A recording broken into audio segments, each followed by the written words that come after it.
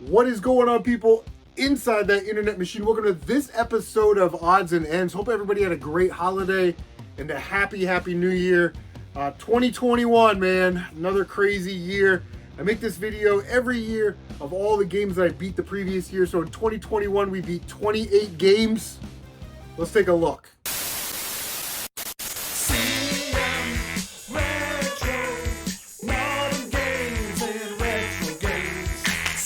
So it's kind of neat to take a look back and see all the games that you beat in the previous year. I made a list over here and I got notes right here, so we put in a little legwork today.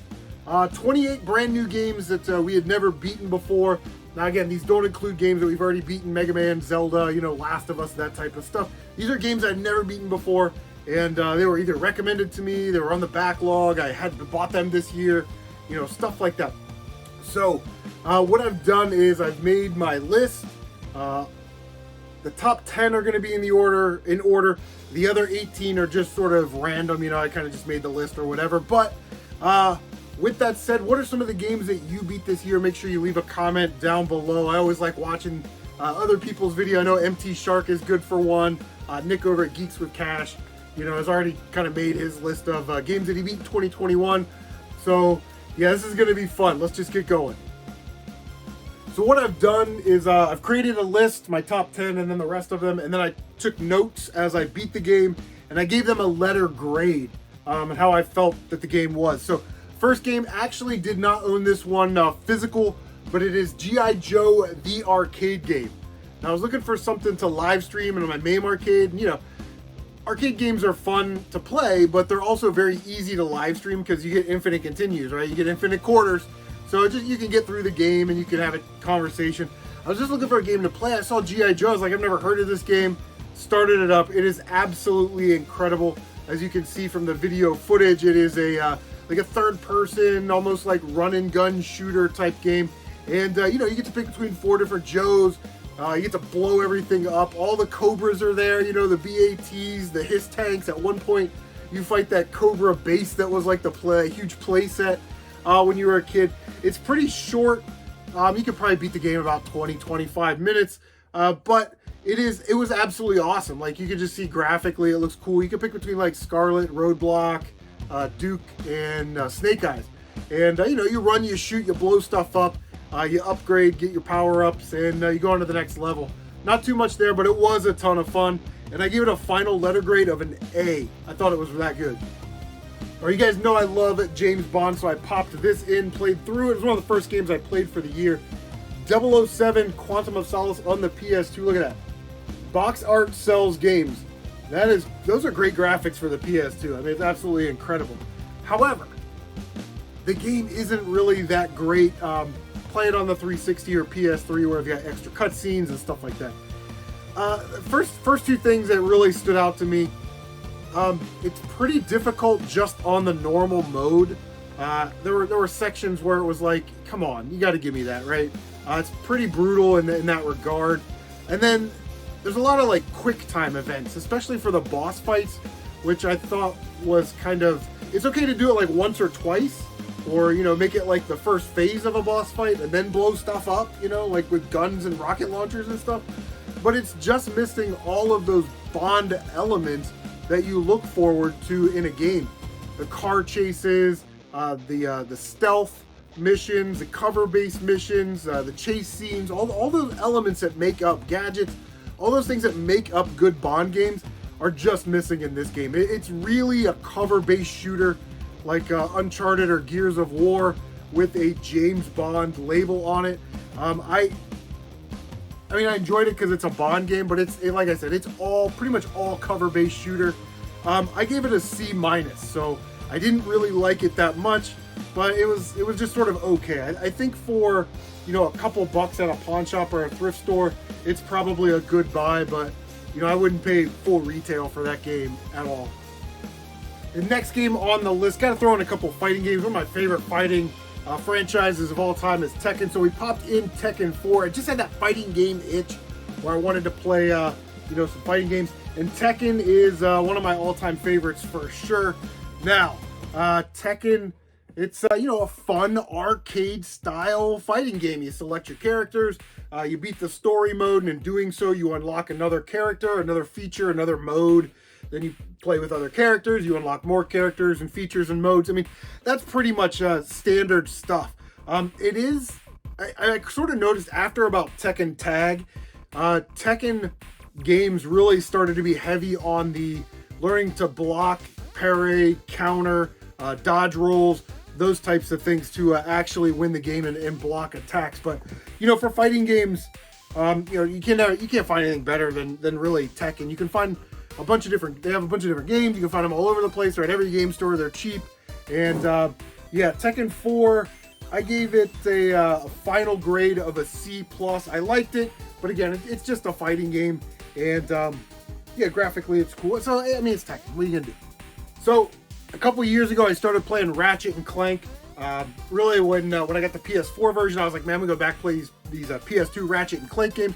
So every year, I sort of play a new Ratchet and Clank game. This year, I just picked the one off the top of the pile. It is Ratchet Deadlocked. Deadlocked. Okay, I got a little bit to say about this game. First of all, the controls are really, really good. Okay, the game looks great. It plays great. It's a beautiful game, but everything sort of looks the same. It doesn't have that level diversity that the other games have, and I didn't really find myself being attached to the characters as much, like the NPCs and you know, those types of things. But you know, it was just a kind of a bland looking game. The weapons are good, which is a staple of the Ratchet and Clank series. You get all these crazy weapons, and then you can upgrade them and do massive damage to enemies and whatnot. I mean, the weapons were good. They weren't great. I don't think they were as varied or diverse as previous games. It is a solid game. Like I said, it plays great. And, you know, it does give you all those Ratchet and Clank feels that you're supposed to feel when you're playing these games when it comes to animation style, story, that kind of thing. But I thought it was the weakest Ratchet and Clank game that I've played. And for that, I gave it a C-. All right, so this is going to break my heart a little bit. Last year, I played through the first Sly Cooper game. It was awesome. So this year, I popped in Sly Cooper 2, Sly 2 Band of Thieves on the PlayStation 2. Okay.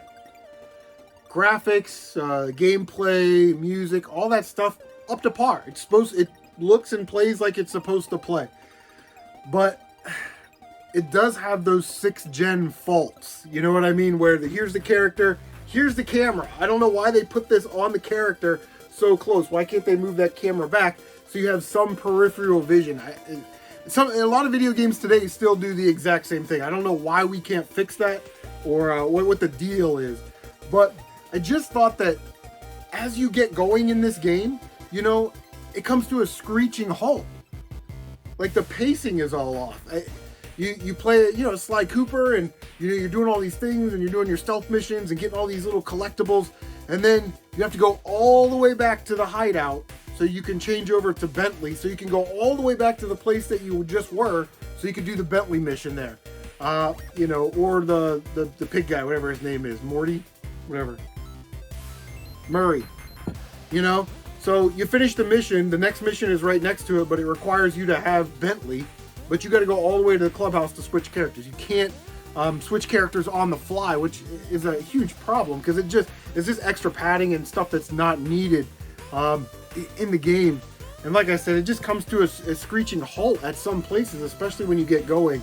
I thought it was okay. I gave it a B-. So I picked up a Wii U lot. Actually, I picked up like 2 or 3 of them this past year. And wow, what a great console. You know, everybody that has a Wii U has been saying this for years, that the Wii U is a great console. And everybody's like, yeah, whatever, like the Wii Junior, nobody cared about the Wii U. But now I think people are starting to wake up and finally realize that the Wii U has some really great games on it. I beat 2 this year, and 1 game I'm going to show you right now because I just talked about the Wii U, so of course I'm going to show you a Wii U game. Absolutely great. I loved it. Captain Toad Treasure Tracker. Now I thought, what a quirky little game. You know, you can't jump. You move around these, you know, worldly, platformy type things. And, you know, you do the collect-a-thon thing where you collect stars or little gems. And yeah, it was just really, really fun. I had a great time with it. I had so much, like I said, so much fun using the gamepad. Let me get my notes here. It was very short. Yeah, it was only like 20 levels, and then you get to play as Toadette, so there's like another 20 levels. Fun puzzle game. And yeah, that's all I wrote for Captain Toad Treasure Tracker. Really liked this game, and yeah, I don't know what to say about it. The Wii U is starting to capture my heart a little bit. I liked it. It was short, so I gave it a B. I thought a B was a fair score for Captain Toad Treasure Tracker. Oh, and there's also a thing where if you have the Captain Toad amiibo, you can link that to your gamepad, and then you can get like special missions where you have to like locate a little 8-bit Captain Toad stamp somewhere in each level. I was like, that's pretty creative. But Captain Toad Treasure Tracker, fun game. I gave it a B. All right, the next game is on the PS4. It is a Redartgames game. I'll leave a link to Redartgames down below. They're in France, and they make limited quantity type games. I'm not affiliated with them, but I do enjoy their product, especially from the transparency perspective. You can email them at any time and say, this game's supposed to have 2,000 copies. How many do you have left? And they'll tell you, we've got 237 copies left. You know what I mean? But game that's been on my backlog for a while. It is Full Blast. Now, Full Blast is, I would say, at best, a mediocre shooter. It's about 2 hours long. There isn't a lot of enemy variety. The power-ups aren't great. The soundtrack is off the chain. It's this awesome hardcore, like metal, heavy metal soundtrack. And I think it fits with the game well. But it's just not super great. You can see it does look like a mobile game almost. And but they did do a couple of really cool things where like the screen like rotates around a boss. But unfortunately they recycle that same gimmick 3 or 4 times throughout the game. So not bad. I wouldn't pay for a physical copy. If you can get your hands on a digital copy, I'm sure it's a lot cheaper. I gave it a C. Like I said, it's just mediocre at best. So this next game I got it from Retro Heck. I'm pretty sure either Retro Heck or Tony Morales, a video game collector. I don't remember, but I've had this for like I want to say like 2 or 3 years, and I'm pretty sure it's Retro Heck. And I was like, dude, I'll play it. Finally got around to playing it. It is Pang Adventures on the PS4. Some parts of the world know that game as Buster Brothers. But, you know, it's kind of a fun, addicting, arcade, puzzly type game where you're shooting straight up and you're trying to pop these balloons that make smaller balloons and you gather, like, power-up. The bosses are recycled. The last boss is really awesome. A little challenging, too. But it's got this really cool feature that it's 2-player, but you can jump in and play. So I could be playing single player.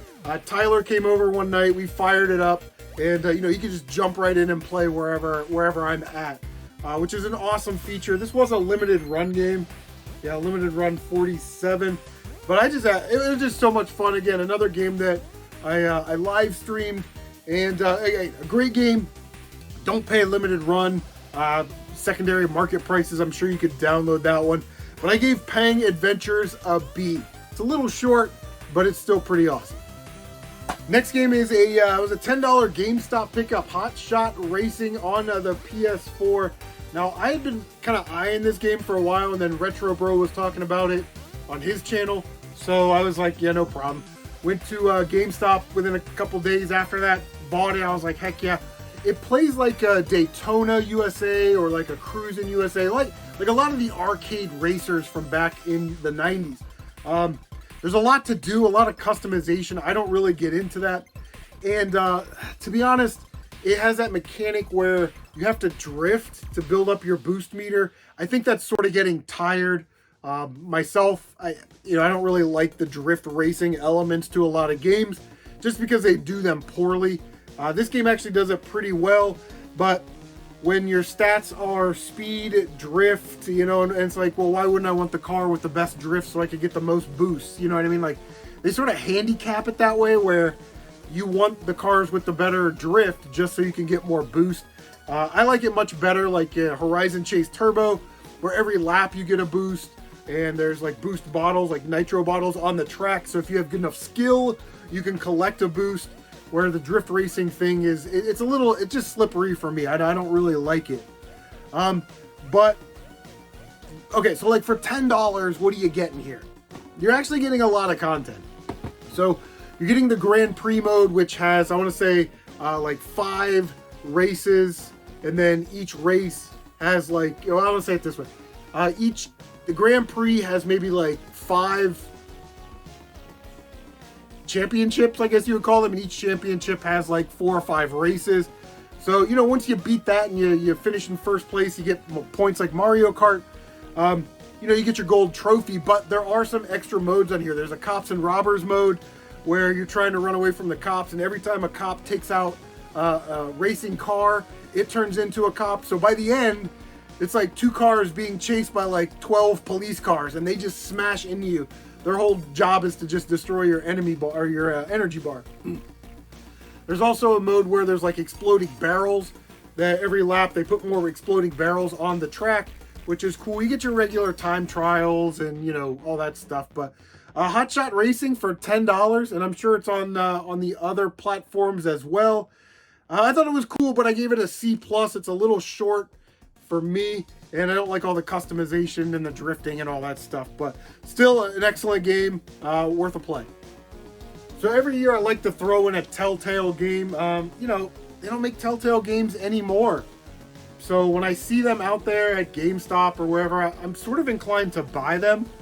This year, we played Marvel's Guardians of the Galaxy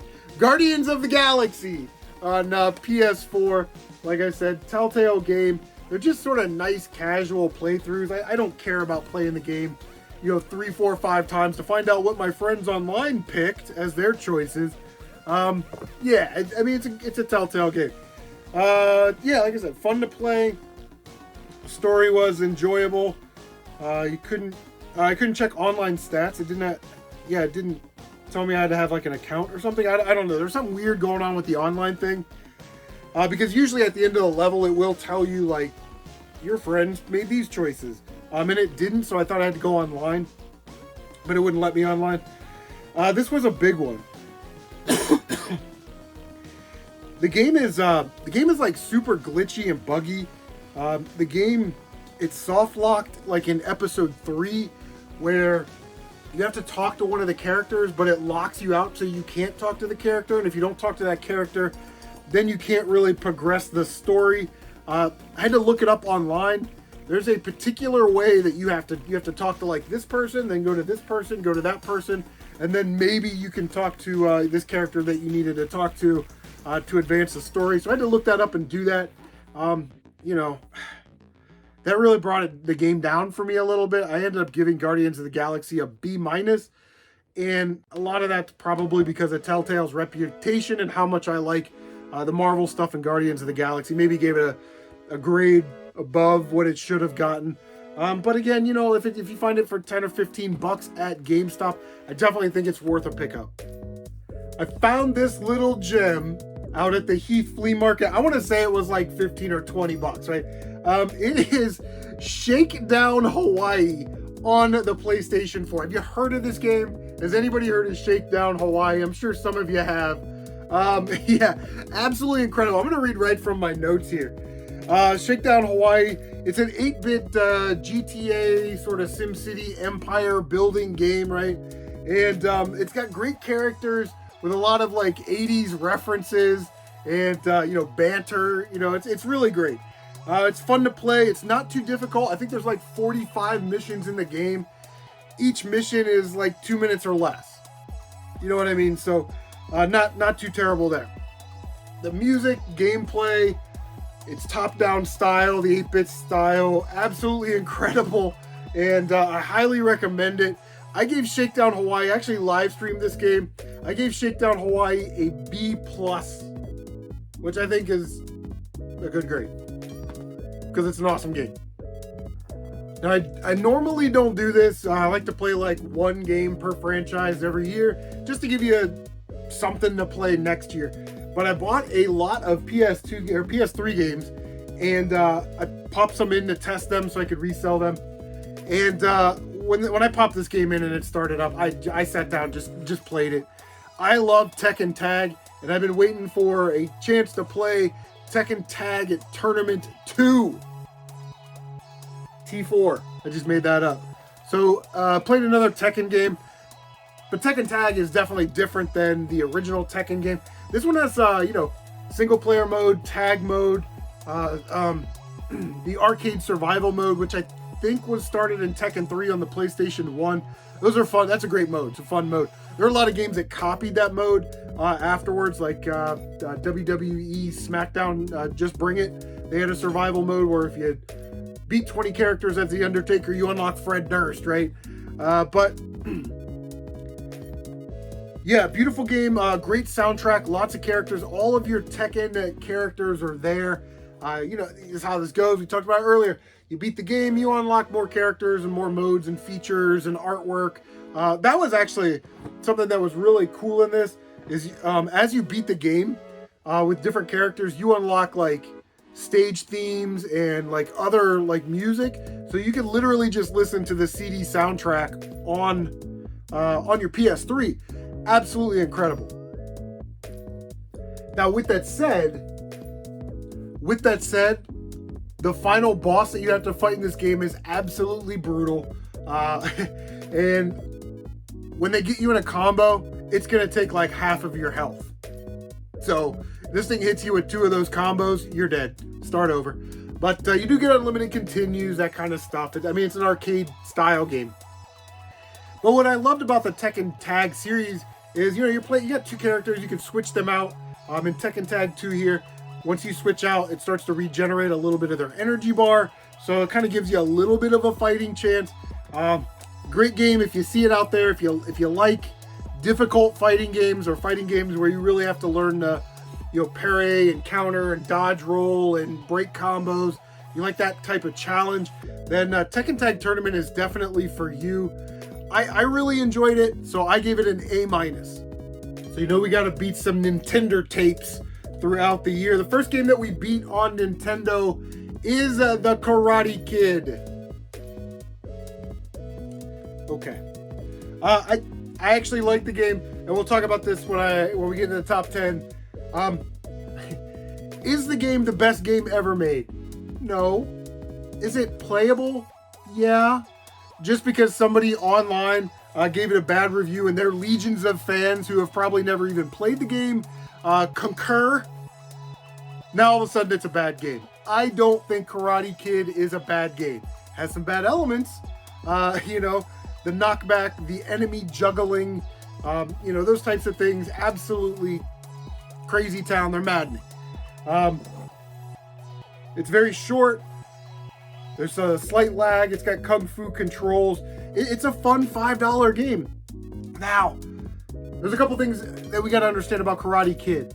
Follows the Karate Kid series, sort of Karate Kid 2 when they're in Okinawa.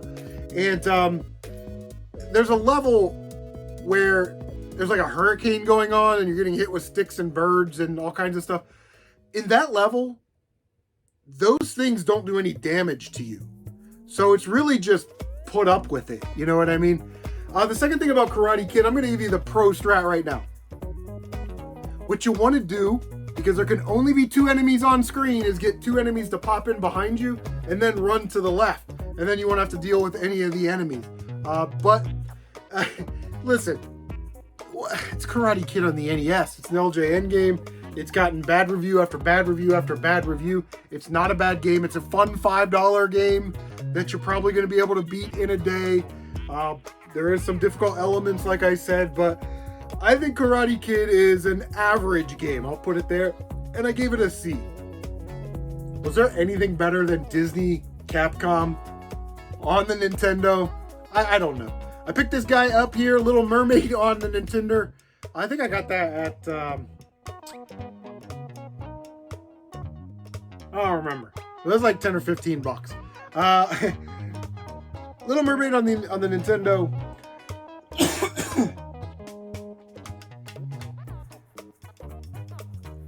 It's a kids game, so it's short. It's only like 5 stages plus that final Ursula boss fight, which again, very easy. If you've never played Little Mermaid on Nintendo, The first time you pick it up, you're probably going to beat it in about 20-25 minutes after you learn the controls, right? It's very short. Disney Capcom, you know, they get a lot of praise, and they should. They made a lot of great games that looked beautiful graphically. The soundtracks are always awesome. Little Mermaid's no exception to that. There are some hidden items and some power-ups that you don't necessarily need to get to beat the game. But yeah, like I said, $10 pickup, add an awesome Disney Capcom Nintendo game to your collection. I like the Little Mermaid. I gave it a B-. Next game that we crossed off the backlog is Power Blade on the NES. Power Blade, I got that at Skylark Games in Grove City. I paid $40 for that, which I thought was a really good price considering it is a mint copy. It hasn't been out of the case, the plastic clamshell case, that much all year, except when I played it.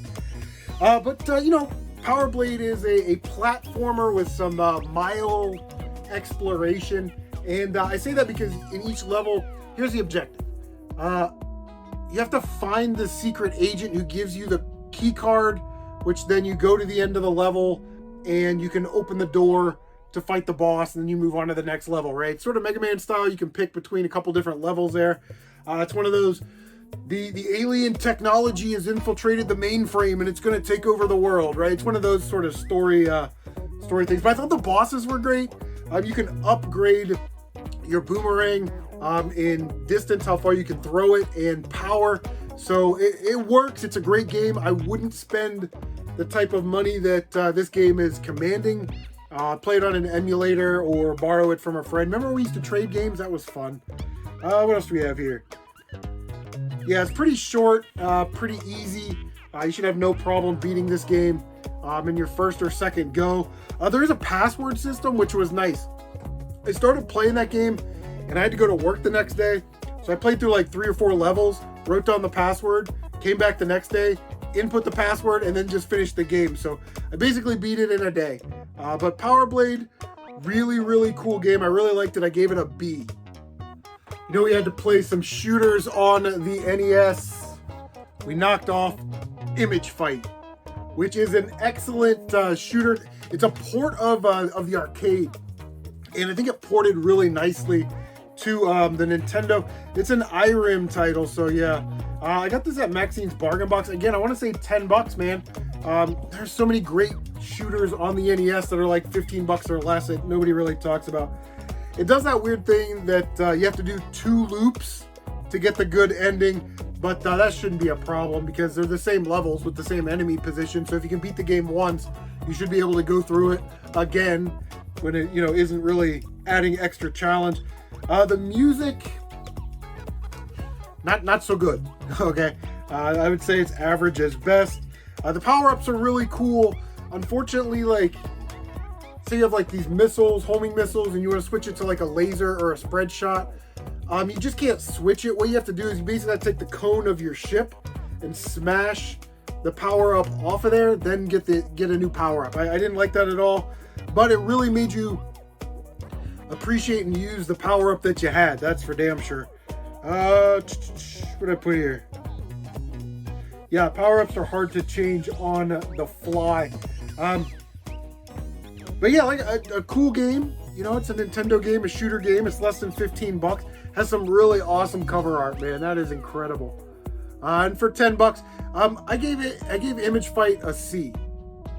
Speaking of a $10 shooter on the Nintendo that you should absolutely get, Life Force. What an amazing, incredible game. It's in the Gradius series, Konami title. Yeah, Life Force. Here are my exact notes. Konami shooter. True.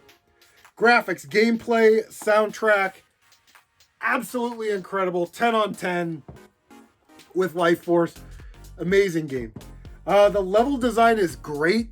The level design is based off of this idea that the levels are hard, but the bosses should be easy.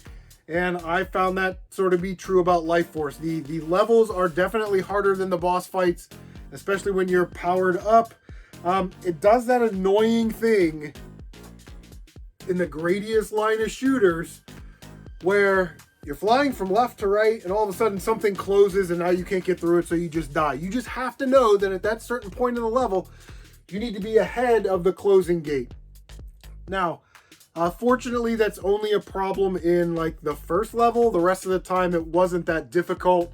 I was able to beat the game 1cc. I could not no death run it for the life of me. That third level where you're flying through and the fire arcs come around, you know, I always get hammered there. I try to do a no death run. It's definitely possible, but yeah, I couldn't do it. I did a 1cc run though. And then after you beat the final boss, I hate this in games, in shooters. You beat the final boss, everything explodes, you should be good. No, you have like this little slalom gate run challenge where you have to get through all of these gates, and you have to know, again, to be ahead of the gates because they're going to close behind you. And if you only have one life left, you're probably going to die because you don't know what to do until you know that that's there. But after a couple attempts with Life Force, you're definitely going to beat it. Now, I beat it and watched some game reviews so I could take some notes. You can use the Contra code. Who knew, right? Konami title. You can use the Konami code, the Contra code, and you can get 30 lives. And that's essentially the game's easy mode because you're probably going to beat Life Force with 30 lives because it's short. I want to say it's like 6 levels or something. So, but yeah, Life Force, great game. Loved it. It's going to be in my annual play rotation, and I gave it a B+. So here we go. This is the game that was in the 11 spot. Almost made it into the top 10. I love the N64, and you know, the N64 is hit or miss for people. I think the N64 has a lot of really cool games. It has a lot of charm and nostalgia for me, so I actually like the N64. This year, number 11, first game out is Kirby 64, the Crystal Shards. As you can see, I need a label upgrade on my Kirby copy. But I got that at a garage sale on a lot, so we didn't have too much into it. So Kirby 64 is an easy game. It's easy to 100% the game and get the good ending. It's colorful, fun, you know, 6 levels or so. It really shows off the power of the Ultra 64, the Ultra 64's power with the way things rotate and the 3D effects sort of on a 2.5D plane, like some of those great PlayStation games like Pandemonium. The cool power-up combos, you can combine 2 powers. So maybe like a fire and, I don't know, something else to create like a bomb or something, you know. And you need to create combos a certain way to unlock certain paths so you can collect all of the hidden shards so you can get the good ending.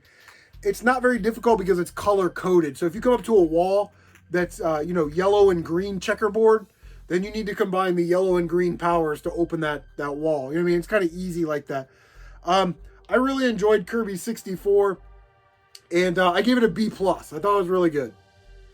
So what game beat out Kirby 64 to get into the top 10? Well, I held them both in my hands, and I said, which one of these games would I want to play again? That was the deciding factor, and it is Gunsmoke on the Nintendo.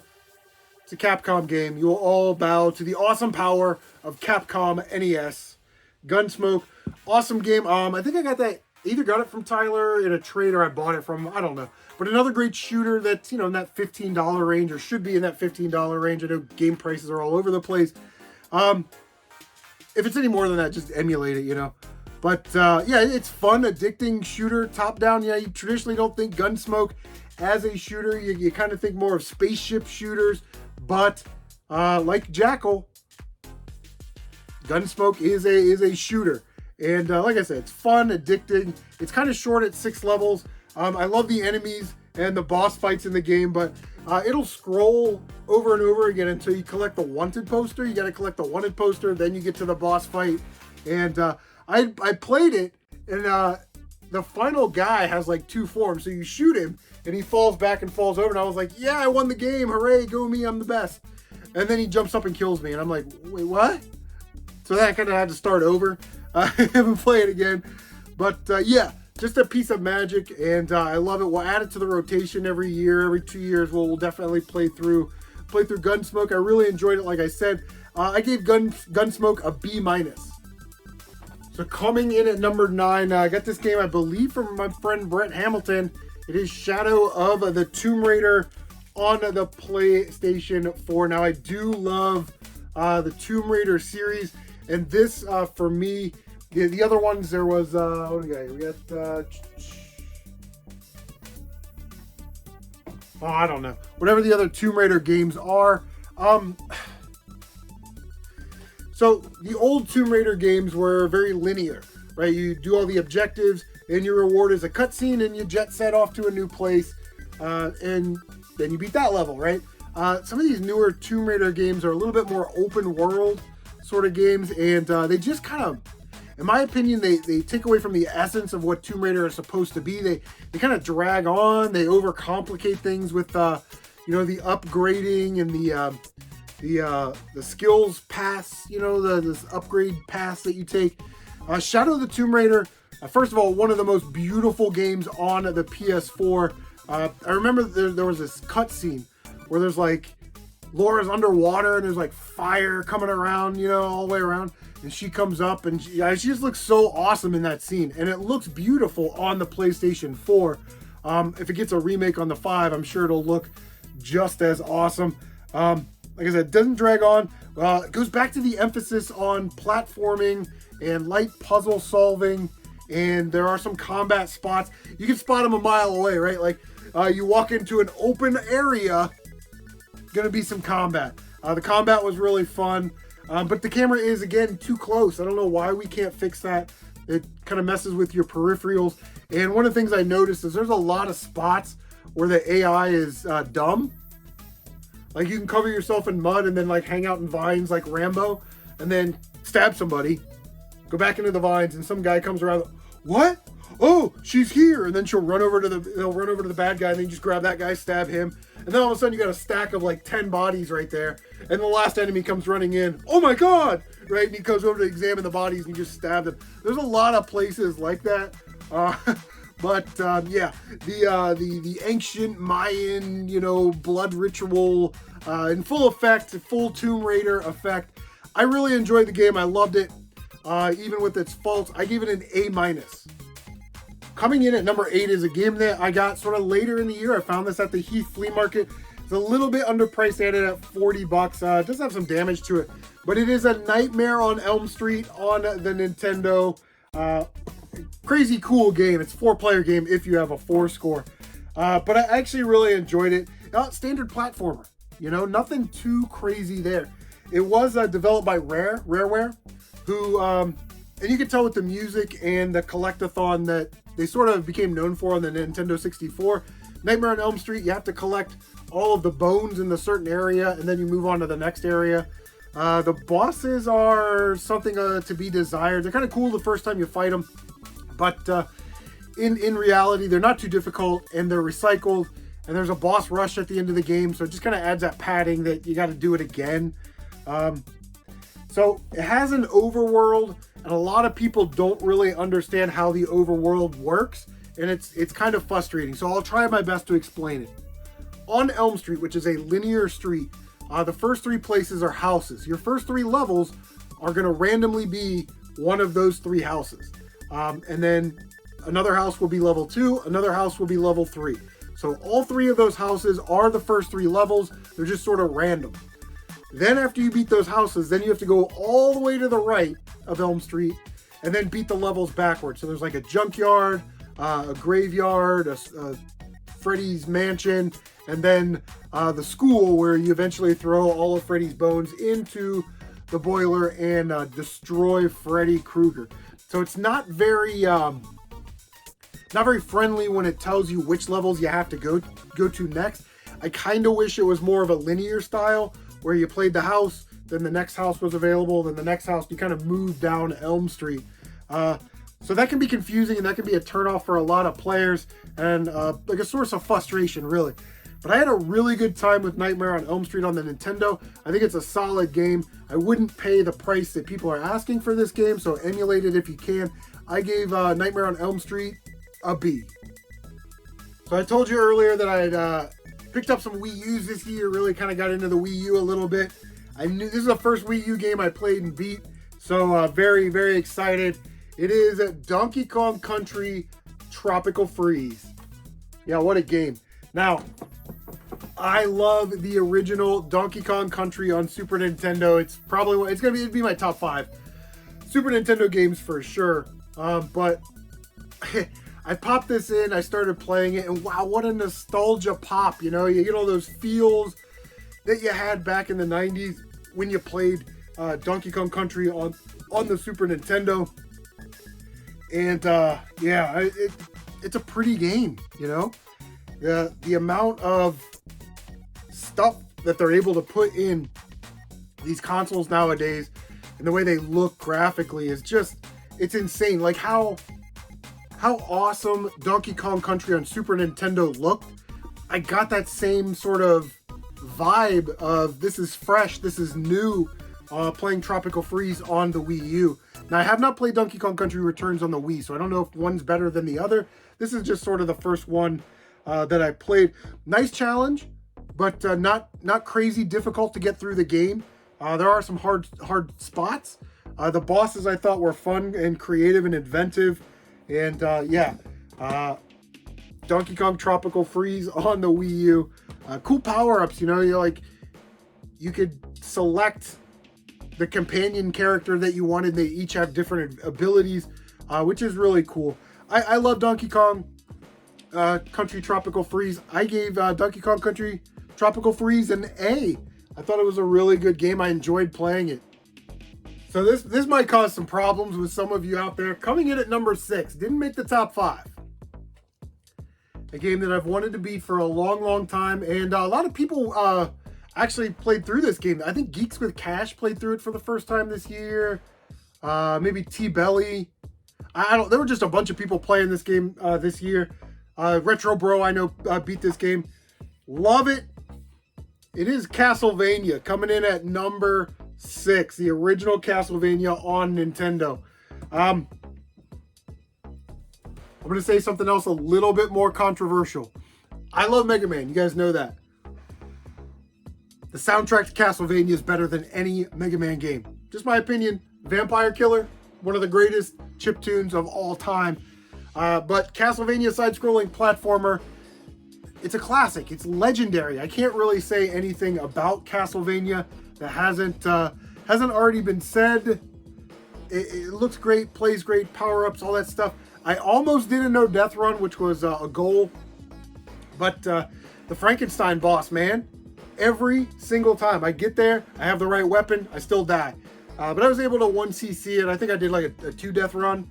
So we died on the Frankenstein boss. We beat it the next time, of course, and then we finished out the game.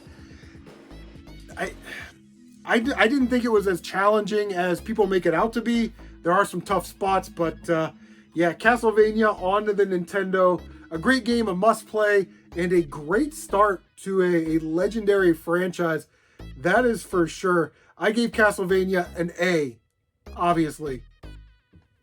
So, coming in at number 5, guy, listen, this game was definitely going to be in my top 5 for this year. It is the Silver Surfer for Nintendo. Okay, hold on. I know. There was a guy on YouTube who made a review that wasn't in Silver Surfer's favor. And his legions of fans who have probably never played this game before or put any amount of time into this game then flooded the internet with not only similar reviews or similar videos, but I really feel that this game gets a very bad rap, and it is not warranted. Silver Surfer is the best Marvel game on a Nintendo. I had to be careful there. I was going to say best comic book game, but there's a certain Batman game that's really good too. Best Marvel game on the Nintendo is Silver Surfer. Fun, addictive gameplay, and yeah, you really got to learn the power up. So I'm going to leave 2 videos down below. The first one is Mr.Matthews' NES Hard video review of Silver Surfer. So definitely check that out. In my opinion, it's the best video on YouTube. It's awesome. And then I'm going to leave a link to Stampede Gaming. He did a review, sort of playthrough of Silver Surfer, And in the first couple minutes, he explains how the power-up system actually works. So if you're interested in playing Silver Surfer, check out that 2 minutes, just so you have a basic understanding of how the power-up system works in the game, because it will help you really understand the intricacies of Silver Surfer. Levels are incredible. You can select them like Mega Man. There's like 5 or 6 of them, and they have basically a side-scrolling part, and then a top-down shooter part, and then sort of like a mini level that's a boss level. I love Silver Surfer so much that I just played it for like a week straight. I was able to beat the game, and then fired up the Sharp NES TV here, popped it in, and we actually did a no-death run. When I beat the game, I posted my no-death run score, the end screen with the score, so people could see that we had no death run. And just an incredible game. Yes, it's hard. It's the way these shooters are supposed to be. And I like one of the things that that reviewer said was, well, isn't Silver Surfer supposed to be powerful? Yeah, but if you watch the Rise of the Silver Surfer movie, you'll know that his power comes from the board, and when he gets separated from the board, like when he hits something or gets knocked off, then he loses all of his power, essentially, right? So there's an explanation for that wasn't covered in that video, but it's okay. Maybe next time they will consult me on these Nintendo games. Anyway, Silver Surfer. This is one of those games that's starting to get really expensive. Usually I tell you guys to, emulate it or get it cheaper, trade for it. But this is a game that is absolutely worth paying full price for, in my opinion. I think I got that at Heath Flea Market with the manual. I want to say like 40 or 45 bucks. So we got a really good deal from Brian out the Heath Flea Market. Silver Surfer, loved it. It's one of my favorite Nintendo games of all time. And of course I gave it an A. I did, because it's that awesome. Okay, so coming in at number 4. Now, I think I forgot to say this, but how I ranked these games wasn't really based on the letter grade that I gave them. It was based pretty much on like nostalgia and how much fun I had playing them, that type of thing. So you may have, in this case, games that have a lower letter grade, but that doesn't diminish the fact that they're really awesome games. So I was waiting for this game to come out for a long time, and I'm so happy that I bought it. I hate that I had to pay limited run, but it is Samurai Jack Battle Through Time on the PS4. Oh boy, I love Samurai Jack, and I'm waiting to find the DVD or Blu-ray set at a garage sale for a couple bucks, so I can sort of go back and relive the adventure. My son and I used to watch Samurai Jack late at night when it was on Cartoon Network. And that's sort of where my connection to Samurai Jack happens. Now, Battle Through Time is basically a wrap-up. It's basically like the 5th season of the show, but there are some parts where you kind of go back in time and, do things that happened earlier in the anime. I'm going to have to read my notes on this one. Gameplay, graphics, soundtrack, all as expected. It's a standard beat-em-up, level-up game. And the level up system is kind of a pain in the ass because you have like skill fire points, you have to collect gems, you have to collect like Bushido skill points, and then you go into your level up tree and you kind of figure out which things you want to, upgrade, right? Like I don't particularly like that style of games. It works for this game, definitely. Fun combo system, and then you can get trophies and little bonus stuff.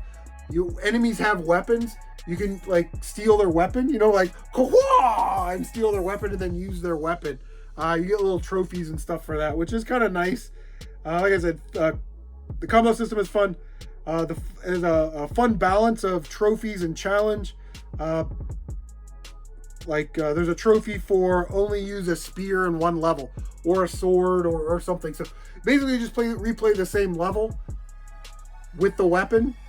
And then you get your trophy. Then you can play the same level with the spear, get your weapons, play it again with the sword, play it with a club, and you could rack up the trophies. And there's like a challenge, like to use your superpower, your super abilities. I use like 25 of those during the course of the game. So 25 spear supers, 25 sword supers, 25. Club supers. The game is really cool. There's 50 collectibles that you have to collect in order to get the good ending. So what I did was I live streamed it. We played through the whole game on normal mode. Then we went back and recollected all 50 of those tokens to get like the good ending. I'm not going to ruin it, even though I want to, because it's sort of connected to the show. So if you haven't seen the show, make sure you watch the show. You know what I'm saying? Like, that's how it works. But it's just very satisfying to play Samurai Jack. And I wish there were more of these. I like the PS2, the 6th generation versions. I think there was one on GameCube too. Yeah, they're just great beat 'em ups. I loved it so much. I gave Samurai Jack a B+ because I wish there was more. You know what I mean? Like, I just wish there was more to do. It was a little short. So I think a B+ is a good score for that game. It's definitely one of my favorite PS4 games. I highly recommend it if you can get your hands on a copy. Top 3 time. Listen, I was on a live stream with Tight White, Zomberry, and Mario over at Retro Tiburon. And we're talking PlayStation 2 and what our top 10 games were on the PlayStation 2. I never played this game, so it wasn't on my top 10, but it was sure as hell on their top 10s. So I knew that I had to play it. What an epic game. God of War on the PlayStation 2. Absolutely incredible. Again, just one of those epic, legendary games that is deserving to be in top 10s, top 5s all over the world. It's that incredible.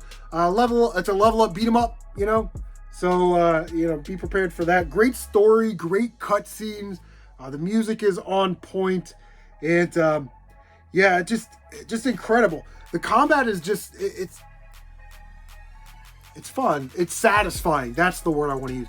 The combat is so satisfying when you get an enemy to a level where you can like hit circle or triangle or something and perform like a takedown and a stab. It's again, satisfying. Leveling up kind of took forever. I thought it took a little too long in this game, but it seemed okay because you just wanted to play more God of War. I said earlier that I like to play one game per franchise per year. That way, we leave a little meat on the bone for the next year.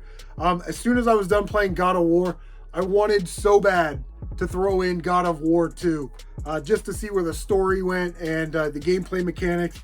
There are, again, some tough spots in this game, but nothing that if you persevere, you can't get through. I don't know what to say about God of War. Like, you just want Kratos to tear everybody apart. You know what I mean? Like, you're that evil when you play this game. You're just slaughtering, using the chains of Olympus and swinging them around and doing all these combos. And it looks absolutely incredible when you do it. I gave God of War an A-.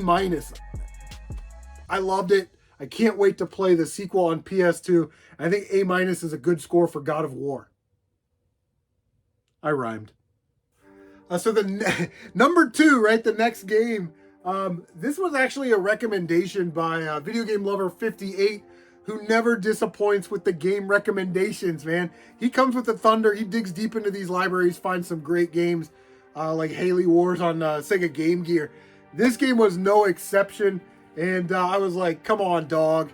It is Ghost Rider for the PlayStation 2, loosely based on the Nicolas Cage movie that wasn't that great. However, Ghost Rider on the PS2 is the definition of, dare I say, hidden gem. It's like $8 or $10. It is jam-packed with combat. It is God of War-esque, where it's like a brawler and an upgrader. I wrote so many notes. Again, we're going to read them here. You get your comic book art style cutscenes. Again, loosely follows the movie, but not exactly follows the movie, which I think was a really good choice. So you collect souls. So it's kind of like God of War and Devil May Cry. It's kind of like one of those games. So you can upgrade your health. You can upgrade your attacks. You can upgrade your motorcycles. And then you can unlock artwork. You can unlock comic books like the Sons of Vengeance. Sons of Vengeance comic books. And you can read the comic books. You can unlock like commentary from the art director and the game manufacturer, makers or whatever, and they talk about the game. So there's just a lot of stuff to upgrade and do, and it's very, very cool. It breaks it apart. Every other stage you get like a vehicle stage where you ride the Hell Cycle, and they are some of the coolest combat racing stages in any game that I've played. in a long time. Now, once you beat the game on normal mode, this is the best part. Once you beat the game on normal mode, you unlock like all the cheats, all the codes. You unlock Blade, Vengeance, the original Ghost Rider 2099. Like you unlock all these characters. So what I did, so the game's gonna take like 10 or 12 hours. It's not super long. So what I did was I played through it again on like the extreme difficulty mode, but I played as Blade, and yes, you have the sword, right? And I put the cheat codes on, like unlimited everything, you know, never take any damage, one hit kills. Played through the whole game in like less than 2 hours with Blade, just swinging swords around. Now Blade is awesome when he has to refill his health in this game, because he just grabs an enemy and bites onto him and literally sucks the life out of him. Ghost Rider, you have to go up to these like fire cauldrons, and it like the fire connects with you, and you know, you regain your health. But the boss fights are really cool. The levels all sort of look alike. It's got kind of that smoky PS2 where they just put smoke instead of, you know, having all the pop-up come in. You know, that technique that they used back in the 6th generation. Ghost Rider on the PlayStation 2, very pleasant surprise. I really enjoyed this game. It's a great game, recommended by a video game lover 58. I loved it so much. Tyler came over and played it, so he should leave a comment down below and say how awesome this game is. But of course, I gave Ghost Rider on the PlayStation 2 an A+. So much content, so much value, such an awesome, underrated game that I'm very happy that I got a chance to play this year. So here we are, the #1 game, the top spot, a game that I had never beaten before, and I didn't really even know how to play. It is Super Mario 64 on the Nintendo 64, wearing the Nintendo 64 shirt.